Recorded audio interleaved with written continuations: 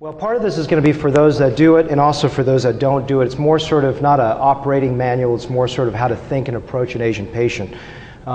Chris, do I use this? Okay. Do I just use this one? Yes. Okay.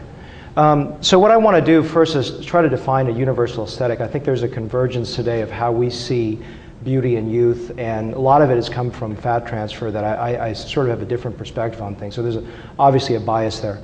I'm going to come up with some ideas of things that has not worked for me in the past, and that's what's driven me to get me hopefully better results and get you guys out of trouble. So we're going to talk about safe strategies in terms of eyelid rejuvenation for the Asian.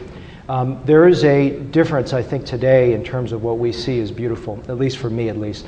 I've moved away from the high brow, high crease, sort of more of a skeletonized look to something lower, fuller in aspect. And there's been a trend in the last 5 years, talking to a lot of my colleagues who do a lot of Asian cosmetic work in preservation of the epicanthus. There's been a trend toward patient demand of that as well. So I think a more natural look and also trying to understand what is beautiful. This is a Korean model. As you see, she's got a full low brow with a very, very small eyelid crease. I think that's an aesthetic look, and that's also something that I think today we've gotten to the point where there's a convergence of what we consider beautiful. Maybe some of the mixed models out there of different racial heritages. This is a Taiwanese model, and you can see this very similar low brow, full brow contour, as well as a low crease. And so I think there's a convergence today. I think we're moving toward a standard, not saying that we're all having sort of this mixed pot, but sort of the idea of what's beautiful. But the idea is also that there are differences in whites and Far East Asians.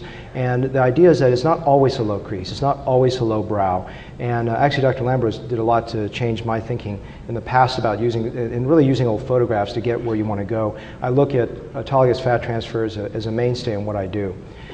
This is an example of two beautiful women, two models here, or a singer and an actress, and you can see that these are two very different variations that exist in the white population of very, very low full brow, and one that's a little higher and one a little bit more sculpted, but still some padding there. So using that old photograph can help you define that element. I think in Asians there's more of a lower, fuller brow in general, and it's better to stay in that conservative profile. This is some of my work to just show you that with cosmetic fat grafting, you can really get results. This is a little bit of skin on the upper eyelid, but otherwise fat grafting, this is a little plasma. So let's talk specifically about Asians. How do you stay out of trouble? How do you approach the Asian patient? The way I look at it, I categorize it into three types, and I've published this in a Facial Plastic Clinics about last year. David Kim was the editor.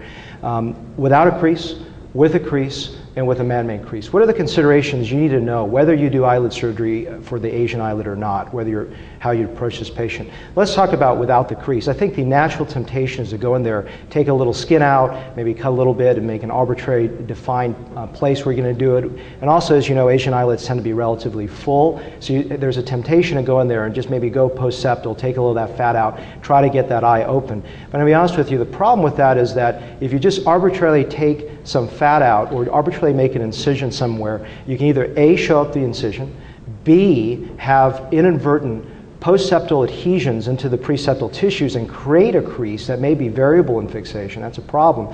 And ultimately, I don't think you've solved the problem, because if you don't fixate the crease, if you don't perform a crease fixation, they still have a relatively narrow palpebral fissure that they had in youth, and you don't really create that youthfulness. So we're going to talk about strategies to get you there without a crease. So I would suggest for you to really think about being careful of just taking skin and fat. So the other thing too is, if you're going to create a crease, what are some of the issues that you need to know? Well, there's a long recovery. If you do a full incision technique, it takes months and months and months for that edema to go down. And there's also a less tolerance. We heard from Dr. Quatella earlier about changing identity. And they've lived with a very small palpebral fissure all their life, and now all of a sudden you're changing it. So that's a very, very important thing, especially men, and changing that look. This is even 6 months out. You can almost still see a little of that pre-septal edema. And so it's important, and I have changed his look, but when I look at that crease, I don't know how to approach his eyelid in general other than actually making a crease. So this is just simply making a crease for him. So how do I break it down? People that don't have a crease, I offer in my practice two options.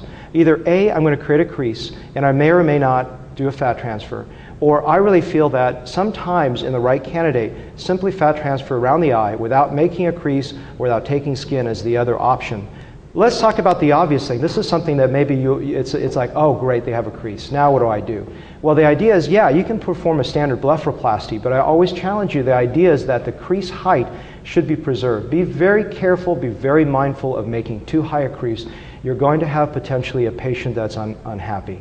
And that may not be the case in a Caucasian. I think it's very much the case in an Asian. Keep that crease very, very low. So I typically really don't remove fat. Rarely, maybe just in the medial fat pocket. We've heard some of the talks of that nature. And also be very careful to explain to the patient that their crease height may go up if that's your only modality of treatment. I almost always err on a very conservative skin removal, and I combine it with fat transfer to maintain or lower crease position. That crease height that you may think in a cavalier fashion is not important in the Western patient is intimately associated with identity in the East Asian patient. So I challenge your thinking about that from a cultural perspective. This is a Chinese woman, full facial fat transfer, a little bit of skin removal from the upper eyelid, and as you see, I've actually maintained and pushed the crease back down. And she's a little undercorrected under the eyes, but she's happy, and I apologize, she's just slightly smiling. But you can see that I think there's a better frame to that eye. This is my own mother. This is taken at 5 months post. So this is, again, sorry, an early result. She's about 7 months post now. A little transconj bleph and some volume. And I think if you look at her crease, this is a good example where the crease actually, as you age, can go up. So the temptation is, let's take some skin, but picture how that crease would go. It would be way too high if I took some skin away. And that would look maybe okay in some Caucasians, but again, use that old photograph as your blueprint. But in an Asian, I think it can be seriously problematic, in my opinion. Let's talk about the last category that may be something that you may or may not think about, but I think it's critical. I've gone through some issues that have guided my thinking. So be careful with a lot of those westernization procedures that were performed in the 1980s when people took overzealous removal of skin and fat, really raised that crease up, and they come back to you now 20 years later, and if you look at them, there's something about them that says, boy, this looks a bit fake. I don't know exactly what it is.